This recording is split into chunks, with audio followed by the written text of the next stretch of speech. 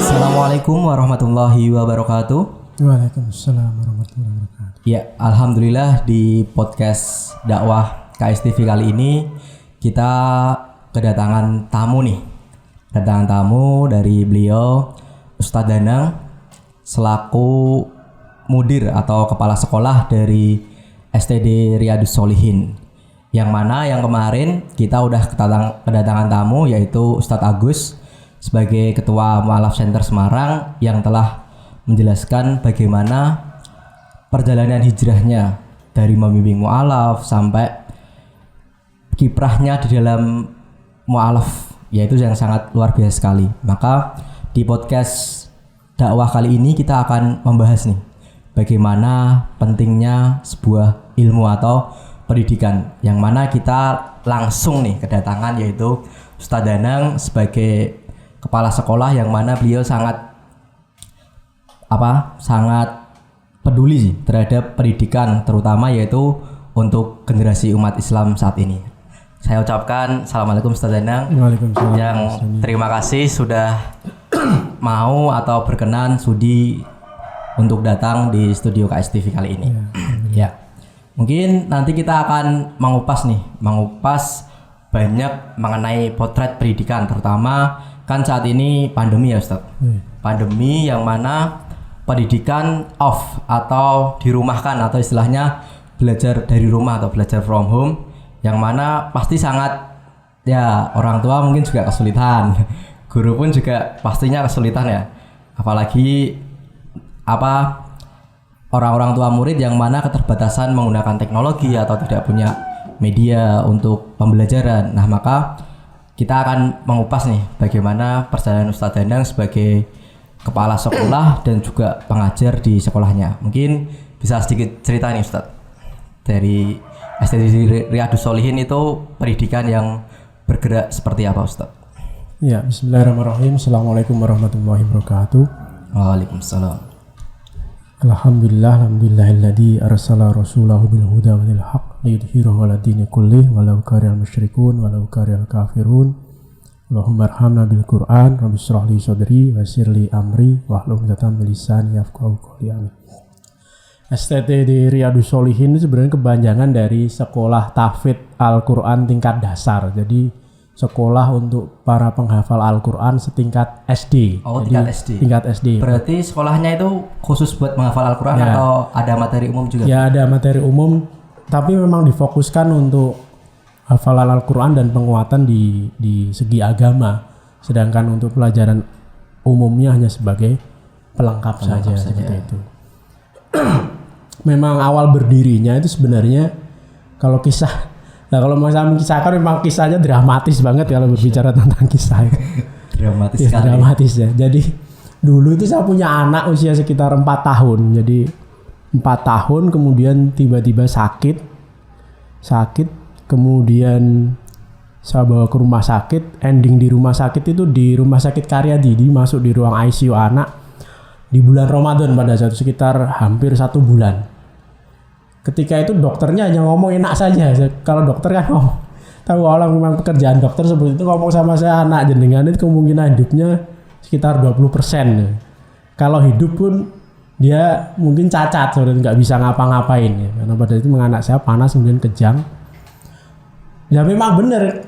Kodra pada saat itu bulan Ramadan sudah saya ikhtiar berdoa sama Allah Subhanahu Wa Taala sehingga qadarullah memang pada saat itu di ujung bulan Ramadan anak saya dipersilahkan pulang.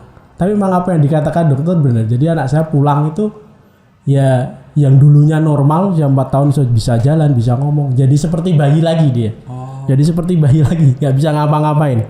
Saya masih ingat itu masukin makannya itu dari selang yang sampai ke hidung gini. Jadi dia selang, kemudian makannya itu dari selang. Saya nyuntik dari selang kemudian ke hidung, selang ke hidung. Kemudian karena jadi bayi lagi, saya mulai didik lagi, mulai diajari cara berjalan, diterapi dan sebagainya. Kemudian mentok pada saat terapi bicara. Ketika terapi bicara lah ini saya sama istri saya mulai gimana ya. Kemudian saya pikir saya teringat sebuah hadis, khairukum man ta'allama al-Qur'an wa 'allamahu. Generasi terbaik itu generasi yang belajar Al-Quran dan mengajarkannya. Pada saat itu saya ngomong sama istri saya, coba diterapi dengan Al-Quran. Ini makharajul huruf, jadi diterapi. Mulai dari Al-Fatihah, surat-surat pendek. Saya sampai terkaget-kaget, mulai dari nggak bisa ngomong, itu bisa ngomong gitu, dari diterapi dengan Al-Quran.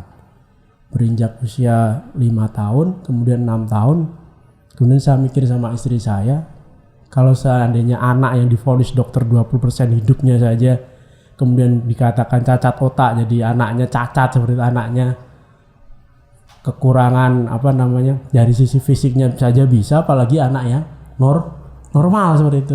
Sudah, kita bikin aja sekolah untuk para penghafal Al-Quran. Kalau anak kita bisa dari segi kekurangan seperti itu, apalagi anak-anak yang normal. Dari situlah kita berikhtiar untuk membuka sekolah tahfidz Al-Quran tingkat dasar. Dan Masya Allah ya, anak saya kembali lagi dengan hafalan Al-Qur'annya, walaupun huruf R-nya juga belum jelas, tapi apa yang dikatakan dokter itu ya dokter kata manusia, tapi yakinlah ya, Allah itu semua yang menentukan. Dan hari inilah akhirnya berjalan sudah hampir sekitar 4 tahun, berdirilah sekolah tahfidz Al-Qur'an tingkat dasar. Dari situ awalnya itu. Berarti dari cerita dari anak panjenengan sendiri. Ya, dari anak saya. Berarti sekarang anaknya itu gimana? Normal kembali atau? Anak saya sekarang usianya kelas 4, ya sudah sekitar 3 juz. Ya normal sudah, jadi anak-anak biasa lagi, sekolah biasa lagi. Seperti itu. Berarti dari pengalaman pribadi ya Ustaz? Ya, dari pengalaman. Dari pengalaman pribadi lalu mencoba untuk mendirikan sebuah sekolah gitu. Ya. Dimulai dari situ. Lalu setelah mendirikan itu kan berarti kan juga harus prosesnya panjang banget nih Ustaz. Yeah. Nah ceritanya dari dulu nyari tempat atau bahkan sampai membangun, lalu sampai mengisi sarana dan prasarana yang harus disiapkan sekolah, kan pasti tentunya harus punya sarana dan prasarana, terus perizinan. Nah itu bagaimana Ustaz? Ya kalau memulai sekolah tahfidz Al-Quran yang sifatnya SD, ini memang kita harus dimulai dari sebuah komunitas. Dari komunitas dulu, kemudian komunitas itu melebar seperti itu. Nah, komunitas inilah yang awal-awal kita bareng-bareng mempunyai visi yang sama, bahwa generasi terbaik itu memang generasi yang belajar Al-Quran. Dari visi yang sama inilah, visi itu kita tularkan atau kita sampaikan kepada masyarakat luas, bahwa sejatinya pendidikan yang terbaik bagi anak kita ya Al-Quran, kembalinya kepada Al-Quran. Dalikal kitabul la raiba fihi hudal lil muttaqin. Ini Al-Quran yang di dalamnya tidak ada keraguan, petunjuk bagi orang yang bertakwa. Nah, dari komunitas ini insya Allah bisa melebar seperti itu. Mungkin itu dari sebuah komunitas dulu, dimulai dari sebuah komunitas. Berarti dari komunitas kecil yang kita galang. Lalu dari komunitas itu maka bisa bareng-bareng nih dari anggota komunitas mungkin mencetuskan untuk mendirikan sebuah sekolah gitu Ustaz. Yeah. Berarti saat ini udah ada berapa siswanya Ustaz yang bersekolah di situ? Ya sekolah ini kan terbagi menjadi 2. Jadi sekolah pagi dan sekolah sore. Kalau digabung ya muridnya sekitar 45. Jadi sekolah ini memang didirikan pure untuk pengabdian, untuk mengembalikan generasi Islam itu untuk cinta kepada Al-Quran. Karena memang satu kelas itu kan hanya terdiri dari 10 siswa, 10 anak. Ya, berarti maksimal dibatasi 10. Karena sekolah penghafal Al-Quran itu memang menjadi efektif ketika jumlah siswanya cuman ya 10 sampai 12 lah. Kalau di atas itu memang tidak begitu efektif. Makanya rumus pendidikan itu kan kuantitas itu sama dengan mengurangi kualitas. Pasti sejatinya seperti itu. Jadi kuantitas itu mengurangi sebuah kualitas. Itu seperti itu. Nah, ngomong-ngomong nih, kan Ustadz Danang mendirikan sekolah nih. Tapi background dari Ustadz Danang sendiri punya nggak sebagai istilahnya seorang sarjana atau sebagai guru atau pendidik? Nah, mungkin kan mau bangun sekolah tapi kita minder terkadang kan, wah aku bukan seorang sarjana, bukan seorang tenaga pendidik. Kira-kira gimana Ustaz? Saya dulu lulusan madrasah. Oh, Lulusan madrasah. Ada background madrasah. Berarti ada background pondok Ya, sedikit, Pak? ada background madrasah. Kemudian ya memang kalau berbicara pendidikan memang istri saya juga berperan besar karena beliau juga lulusan dari pondok sehingga banyak bertukar pikiran. Kemudian kita banyak berembuk bersama para ustadzah yang alumni pondok sehingga untuk menggulirkan operasional pondok mulai kurikulum dan lain sebagainya kita bareng-bareng. Bukan hanya apa yang ada di kepala saya, kita bareng-bareng bagaimana mengembalikan generasi Islam ini kepada Al-Quran tadi, seperti itu. Tadi Ustaz Zainal juga sempat nih membahas atau berkata generasi terbaik ini adalah generasi yang belajar Al-Quran ya Ustaz. Ya. Nah, ketika kita melihat generasi saat ini, mungkin potret dari generasi kita saat ini kira-kira gimana Ustaz? Nah, kalau berbicara dengan kacamata ilmu ya. Kalau kita berbicara dengan kacamata ilmu, kemudian kacamata ilmu itu kita teropong dengan generasi Islam, memang generasi Islam itu hari ini sudah jauh banget dari jauh Ustaz. Jauh dari Al-Qur'an, sebagaimana wa idza qila lahum la tufsidu fil ardi qalu innama nahnu muslihun. Apabila dikatakan kepada mereka kondisi ini rusak banget seperti itu. Qalu innama nahnu muslimun. Mereka berkata enggak ada yang rusak, biasa saja seperti itu. Nah, karena melihatnya nggak dengan kacamata ilmu, tapi kalau dilihat dengan kacamata ilmu, masya Allah, ya subhanallah sudah jauh banget dari tataran dari Al-Quran dan Sunnah. Sekarang kita nyari anak saja. Ini berbicara adab, belum berbicara yang lainnya. Kita nyari anak saja, nyari di sekolah tingkat dasar, makan dengan tangan kanan, baca Bismillah, itu susahnya luar biasa. Ya gulam samillahu ta'ala wa kul biyaminika wa kul mimma yalika. Nak sini. Ini kan adab dari Rasul. Nak sini, makan dengan tangan kananmu, baca bismillah sebelum makan. Makan yang paling dekat denganmu. Nah, yusrobar rojul qa'imah. Kamu jangan makan sambil berdiri ya. Itu nyari adab satu saja. Itu adab makan loh. Itu seperti nyari jarum di atas tumpukan jerami sekarang. Itu baru satu adab. Makanya Masya Allah, itu baru nyari satu adab. Itu belum berbicara tentang yang lainnya.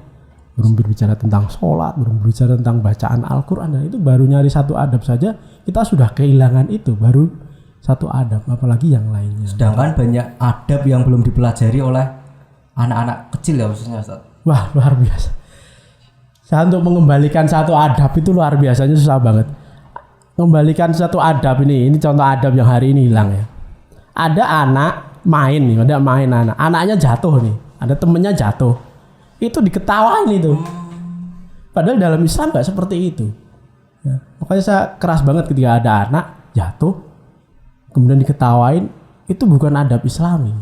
Makanya ketika pendidikan adab itu sudah dari anak itu sudah seperti itu, maka muncul ketika dia besar itu muncul adab yang non muslim banget. Adabnya apa? Susah lihat orang senang lihat orang susah. Itu akhirnya tertancap kuat dalam diri kaum muslimin karena memang dari kecil sudah seperti itu.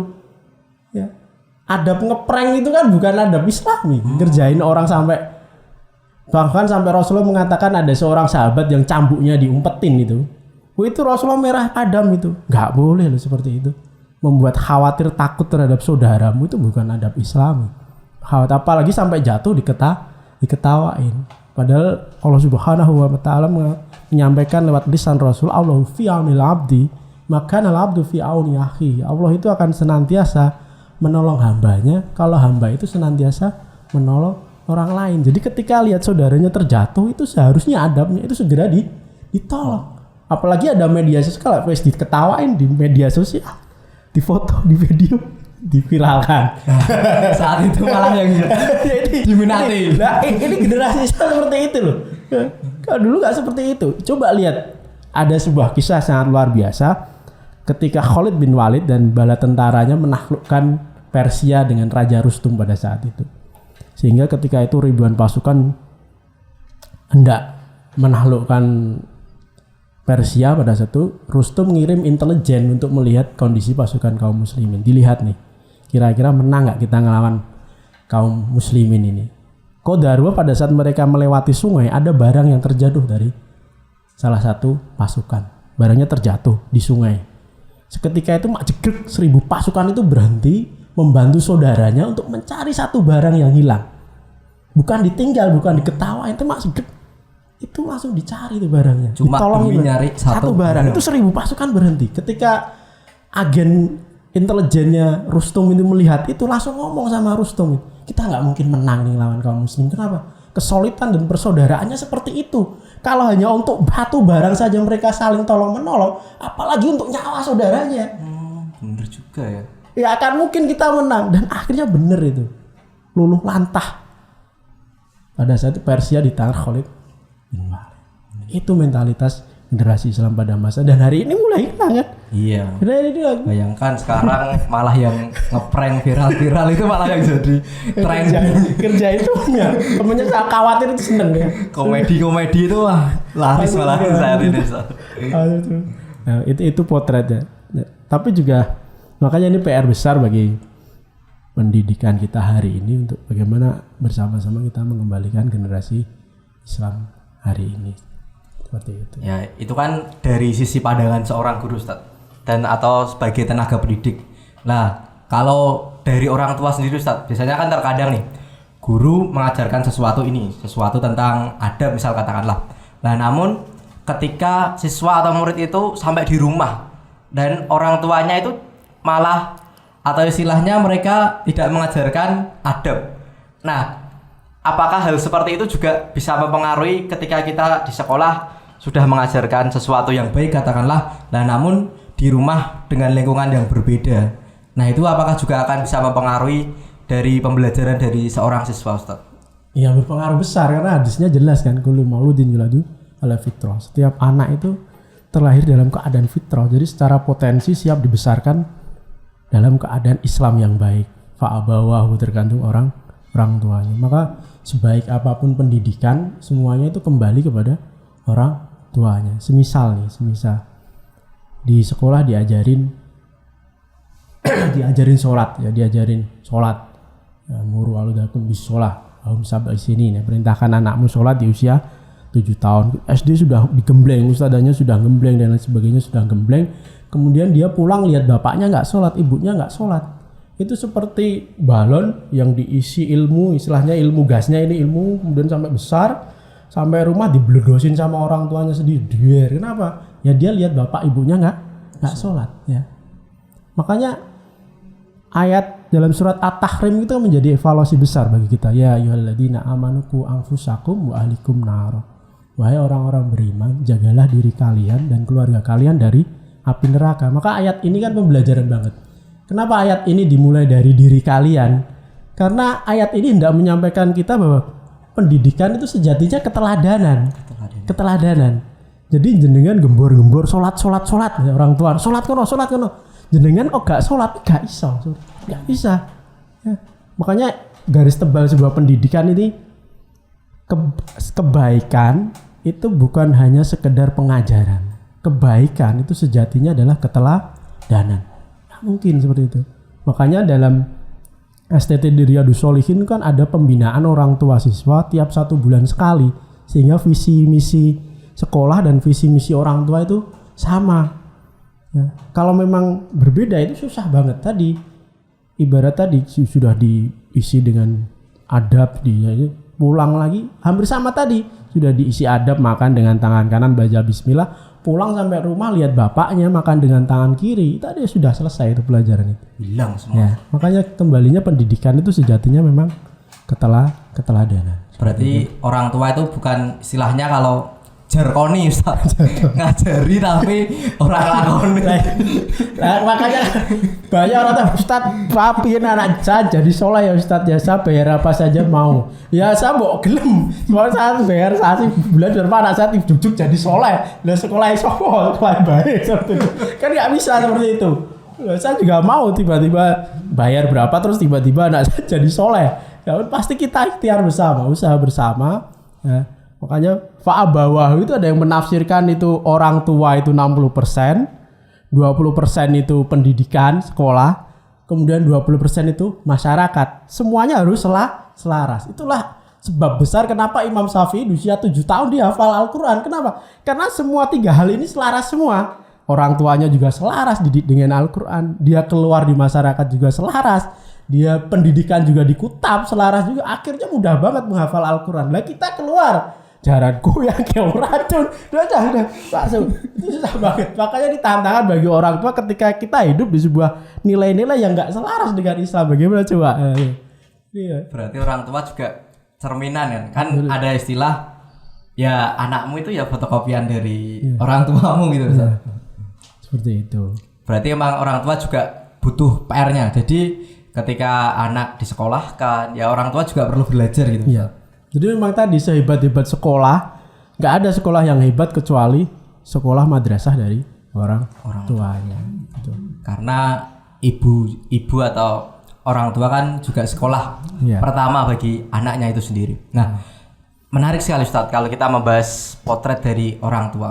Nah, di sini keteladanan apa yang harus orang tua ciptakan atau orang tua ambil agar generasi atau istilahnya investasi aset terbesarnya anaknya itu bisa mengantarkannya menuju surga kan? Biasanya kan orang tua sadar betul ketika menyekolahkan ke misalnya ke Kutab atau ke pondok itu kan pasti kan tujuannya kan bagaimana nanti anaknya ini juga membawa kebaikan terutama buat keluarga, masyarakat ataupun negaranya juga gitu. Jadi yang pertama bahwa kesolehan orang tua, ikhtiar orang tua menjadi soleh itu berpengaruh besar terhadap anaknya. Makanya kan kisah kisah Musa dan Nabi Khidir, ya Khidir alaihissalam dan Musa alaihissalam ketika Nabi Musa ya meminta untuk berguru dengan Khidir alaihissalam, boleh nggak aku ikut dengan kamu Khidir? Ya boleh, tapi kamu nggak sabar loh kata aku. Satajiduni insyaallah nas-sabirin, insyaallah engkau dapati aku termasuk orang-orang ya sabar. Sehingga mereka berjalan, kisahnya masyhur banget kan, sampai akhirnya mereka bertemu dengan seorang anaknya dimatiin, kemudian kapal juga dilubangin, dan akhirnya mereka berhenti di sebuah rumah yang hampir roboh, rumahnya dibenerin sama Khidir alaihissalam. Nah, padahal penduduknya jahat-jahat, mereka diusir dari kampung itu, kemudian Nabi Khidir membenarkan rumahnya, kemudian Musa sudah gak sabar kemudian nanya, lo kok mau benerin rumah itu padahal kamu kan seharusnya bisa meminta upah dari penduduk warga sini. Kemudian Nabi Khidir mengatakan cukup sampai di sini perjalanan kita. Kemudian dijelasin nih, rumah ini sebenarnya milik 2 orang anak yatim dan di dalamnya ini ada harta peninggal bapaknya. Dalam pertengahan ayat inilah kuncinya, wa abuhuma solihah, dan bapaknya itu adalah orang yang solih. Rupanya kuncinya ketika Allah menjaga 2 orang anak yatim karena kesolihan dari bapaknya, sebab Allah mendatangkan 2 orang nabi untuk membenarkan rumahnya, wa abuhuma solih. Jadi kuncinya ikhtiar kita untuk menjadi orang tua yang solih, itulah sebab Allah menurunkan penjagaan bagi anak-anak kita. Itu yang pertama. Yang kedua, kita harus pahami bahwa anak itu sejatinya adalah aset kita, aset akhirat kita. Kenapa? Karena Rasulullah menyampaikan ketika seseorang meninggal terputus semua amalnya kecuali 3 hal. Salah satunya adalah waladus soleh yad'ulahu, anak soleh yang senantiasa mendoakan orang tuanya. Jadi Allah memberikan garis tebal nih, anak yang bisa ngangkat tangan kemudian doa itu langsung naik ke langit adalah waladus soleh yad'ulahu, anak yang soleh. Jadi orang tua harus berikhtiar, berusaha keras anaknya untuk menjadi soleh. Kenapa? Itu aset akhiratnya. Yang jadi masalah ketika satu-satunya aset akhiratnya sudah hidup pas-pasan, ilmu agama juga pas-pasan, aset akhirat anaknya dia malah jual untuk cita-cita duniawinya. Ini jadi masalah seperti itu. Terus-menerus ikhtiar berusaha untuk menjadikan anaknya yang soleh, sehingga ketika dia dimasukkan ke dalam liang lahat alam barzah, tiba-tiba dilapangkan kuburnya, kemudian dinaikkan derajatnya di sisi Allah Subhanahu wa taala, sehingga orang tua ini bingung, sebab apa aku mendapatkan kebaikan seperti ini. Allah ngomong sama orang tua ini, bil istighfari walad dalak, karena sebab permohonan ampun dari anakmu yang soleh. Nah, 2 motivasi ini yang harus terus ditanamkan kepada orang tua, bahwa sejatinya yang menyelamatkan dirinya kelak di akhirat adalah anak-anaknya. Seperti itu. Ya, jadi untuk para bapak-bapak dan calon bapak-bapak yang mana nantinya ketika menginginkan anak kita menjadi anak yang soleh, kita juga harus menjadi soleh terlebih dahulu. Ya, ikhtiar ya. Menarik sekali Ustaz. Nah, namun Ustaz, mungkin kan ini kan pekerjaan yang sangat berat ya Ustaz sebagai seorang tenaga pendidik. Nah, kita lihat nih, banyak sekali di negara kita khususnya tenaga pendidik ini bahkan dipandang sangat remeh pekerjaannya. Bahkan banyak dari guru atau ustadz itu juga gajinya ya nggak seberapa Ustadz. Saya katakanlah banyak dari guru honorer melakukan aksi demo atau apa. Nah, bagaimana menyikapi hal tersebut sebagai tenaga pendidik khususnya Ustadz? Ya, kalau saya dari awal ketika banyak beberapa pengajar, terutama pengajar Al-Quran bergabung di tempat kami, dari awal saya menyampaikan bahwa kamu ngajar di sini mau nyari gaji atau nyari keberkahan gitu. Kalau nyari gaji juga tempatnya nggak di sini seperti itu, karena memang kita di sini pengabdian dan nyari keberkahan. Walaupun nanti juga kami berusaha untuk mensejahterakan mereka, tapi harus dibangun dulu niat itu. Innamal a'malu binniyat wa innamal likulli imri'in ma nawa. Sesungguhnya amal sesuatu itu tergantung niatnya dan dia akan dibalas dengan niatnya. Kalau dia dari awal niatnya sudah aku ngajari Al-Quran ben untuk dit akeh itu harus ngaruh dulu ya, disingkirin dulu. Niat kita dari awal bagaimana generasi Islam ini kembali benar-benar cinta dengan Al-Quran. Dari dada-dada mereka sudah terbangun Al-Quran ya, ini yang harus kita tanamkan dulu. Baru di situ insya Allah gaji dan lain sebagainya itu pasti akan ngikut. Saya kutip perkataan dari seorang ustadz juga mengelola pondok pesantren penghafal Al-Quran. Ketika seseorang itu mencetak Al-Quran saja itu dapat duit banyak kan? Iya. Ya, ada kan sekarang percetakan Al-Quran itu. Saya sering sampaikan motivasi itu. Lah itu nyetak Al-Quran itu duit dapat. Lah kita hari itu nyetak penghafal Al-Quran. So nggak yakin sore itu. Bismillah yakin sore ya. Bismillah kita sama-sama yakin ya. Semoga kita disejahterakan sama Allah Subhanahu wa Ta'ala seperti itu. Ya. Bahkan kalau di negara-negara yang emang sangat mementingkan pendidikan seperti kayak Finlandia, Turki dan negara-negara maju yang lainnya, yang mana mereka sangat prefer atau perhatian kepada seorang guru dan kepada seorang pendidikan. Bahkan ada juga negara yang mana dia itu menggratiskan seluruh biaya pendidikan, nggak cuma gurunya tapi yang sekolah di situ itu digratiskan semua. Nah, kalau kita melihat di sini, apa harapan Ustadz untuk kedepannya sebagai Mudir SD Riyadhus Sholihin, punya langkah kedepannya mau melakukan sesuatu hal apa Ustadz gebrakannya? Ya memang pendidikan itu kan terutama pendidikan Al-Quran ya, terutama pengajar guru itu guru penghafal Al-Quran atau guru Al-Quran itu memang sebenarnya harus dijamin kehidupannya. Tapi karena hari ini kesadaran masyarakat ini kan kurang banget terhadap pengajar Al-Quran ya. Apalagi guru TPQ ya. Guru TPQ itu Masya Allah ya. Guru TPQ dengan guru bahasa Inggris saja lah itu gajinya bahasa atau gaji guru matematika itu.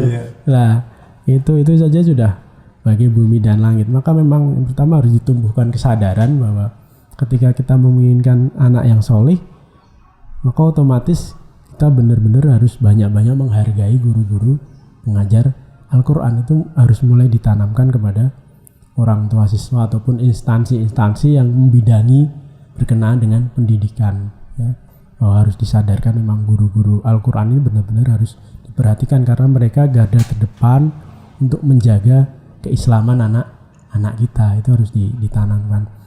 Yang kedua, bagaimana cita-cita nanti ke depannya? Ya memang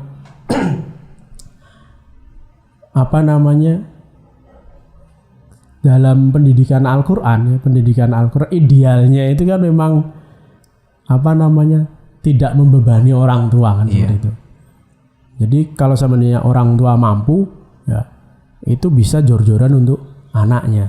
Tapi kalau orang tua yang nggak mampu, memang kembalinya bagaimana orang tua ini bisa menyekolahkan anaknya tanpa beban ya. kalau seandainya bisa digratiskan ya saya cita-citanya digratiskan. Jadi nggak usah mikir, jujur saya mikir SPP orang tua juga mumet juga. Pikir aja seharusnya itu kan guru fokus ngajar, semuanya sebenarnya sudah di backup oleh yayasan ataupun apa namanya bidang-bidang yang membidangi itu. Jadi nggak ada oyak-oyaan SPP untuk orang tua siswa itu sebenarnya sudah. Maka itulah didirikannya wakaf produktif itu kan fungsinya seperti itu. Bagaimana sebuah lembaga pendidikan sudah tidak terbebani dengan oyak-oyaan SPP orang tua siswa. Ini kan sudah mikir pendidikan, kemudian wali kelas juga harus koordinasi dengan orang tua siswa per bulan belum bayar kan seperti itu. Kasihan seperti itu.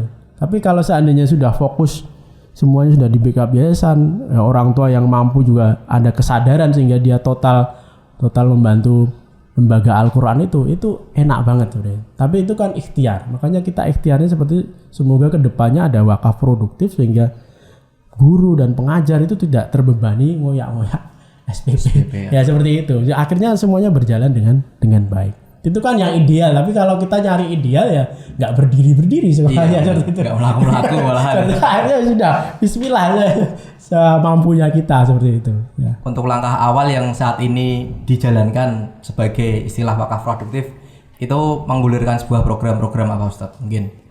Ya kemarin kita gulirkan pengadaan ternak kambing itu 1 tahun di Temanggung itu, sehingga hasilnya bisa kita bantukan untuk SPP siswa sehingga untuk orang tua yang dirasa terbebani tidak memiliki kemampuan bisa di backup dari wakaf produktif itu. Tapi kan itu belum bisa mencukupi. Jadi memang jujur di STT Riyadhus Shalihin ini dari sisi keuangan itu masih di backup dari orang tua asuh. Dan orang tua asuh itu ibarat kita seperti 2 mata pedang, dalam artian gini, yayasan itu kalau seandainya orang tua asuhnya duitnya masih banyak enak, tapi kalau dia suatu saat kejelegong dalam artian dia bisnisnya seret dan lain sebagainya, itu kan nanti kedepannya akan berpengaruh juga terhadap operasional sekolah.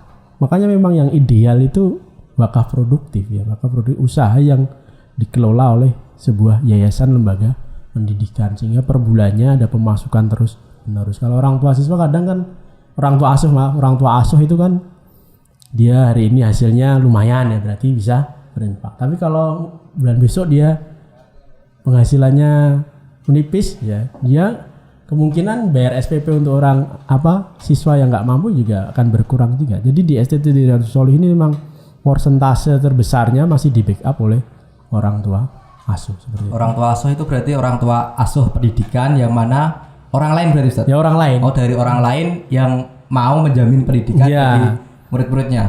Jadi saya menjamin anak ini ya tiap bulan kan 100.000. Oh, 100.000. Nah, tapi kan kadang ya 100.000 itu kalau dia ekonominya masih bagus kan, kita kan nggak tahu nanti kedepannya seperti apa. Seperti itu. Tadi yang saya sampaikan seperti dua mata pisau. Mau alam tadi harapannya juga mereka bisa menyelesaikan sampai selesai kan. Perjanjiannya kan 6 tahun sampai anak ini selesai. Tapi alam kita kan tidak. Tapi makanya yang ideal sering saya sampaikan adalah yayasan ini punya wakaf produktif tadi, sebuah usaha yang tiap bulan memang membackup sekolah ini sehingga tidak tergantung dari SPP siswa ataupun SPP orang tua asuh. Tapi kita belum sampai seperti itu, tapi kita masih memikirkannya. Masih berencana untuk tahap kesana ya Ustaz? Untuk orang tua asuh sendiri, apakah udah semua siswa itu tercover atau mendapatkan orang tua asuh masing-masing, atau masih sebagian segelintir siswa saja yang mendapatkan orang tua asuh? Mungkin barangkali kan teman-teman di luar sana yang nonton podcast kita kali ini mungkin juga berkenan, saya belum punya anak tapi pengen punya anak asuh di dalam pendidikan. Itu kira-kira masih open atau udah tercover semua Ustaz? Ya masih bisa, kita membuka tiap bulan itu untuk orang tua asuh 100.000 untuk tiap siswa-siswi di STT Riyadhus Shalihin 100.000 selama 6 tahun seperti itu. Berarti nanti kalau ada yang berminat nih, mungkin teman-teman yang mau menjadi orang tua asuh di bidang pendidikan nanti bisa langsung menghubungi ke Ustadz Danang atau langsung lihat kemana Ustadz? nanti ke FB-nya STTD Riyadus Sholihin. Oh, bisa mampir ke FVB Riyadus Sholihin yang ada di bawah ini ya mungkin nanti. Ya. Kalau untuk rencana selanjutnya Ustadz, ini kan masih tahap SD ya. Mungkin kan nanti juga akan ada pengembangan lagi, misal katakanlah nanti ke jenjang yang lebih tinggi, SMP atau ke SMA ataupun bahkan sampai tingkat universitas Ustadz. Apakah ada rencana atau gambaran planningnya untuk ke arah sana Ustadz? Ya pasti semuanya ingin mengarah ke sana ya. Jadi dalam artian bagaimana anak-anak yang sudah 6 tahun pendidikan sudah hafal 6 juz sampai 10 juz, kemudian hafal hadis arba'in. Ini kan eman-eman kalau nggak dikelompokkan lagi untuk pendidikan selanjutnya. Tapi kan kembali lagi kepada kemampuan kita. Kalau berbicara kelanjutan kan otomatis kelanjutannya ke pondok pesantren. Pondok pesantren juga butuh lahan kan seperti itu. Bicara lahan pun kita juga belum ada seperti itu. Makanya di sini ini momentum ini kalau bagi para kaum muslimin yang memiliki kemampuan finansial dan ikut andil dalam mencetak generasi penghafal Al-Quran, nanti bisa menghubungi kami bareng-bareng kita bagaimana mengembalikan generasi Islam ini untuk cinta kembali terhadap Al-Quran mereka seperti itu. Ya, jadi ini sebagai PR atau kontribusi kita bersama, karena kalau kita lihat masalah pendidikan ini bukan masalah Ustadz Danang atau bahkan masalah guru-guru yang lain, tapi ini sebagai PR kita bersama ya Ustadz. Jadi kita istilahnya kontribusi bareng-bareng. Kalian punya apa, teman-teman punya apa, barangkali ada yang punya tanah atau tempat yang istilahnya nganggur tapi nggak dilakukan untuk produktif, bisa kita kelola atau bisa kita gunakan sebagai menunjang untuk kegiatan pendidikan gitu Ustadz. Sama seperti itu. Ya, mungkin closing statementnya Ustadz, closing statement di akhir acara untuk generasi pendidikan dan para tenaga pendidikan, atau semangatnya Ustadz, semangat buat para teman-teman yang juga saat ini masih ngajar kan, guru pun juga kesulitan untuk ngajar di masa pandemi, mungkin bisa memberikan sepatah dua kata Ustadz.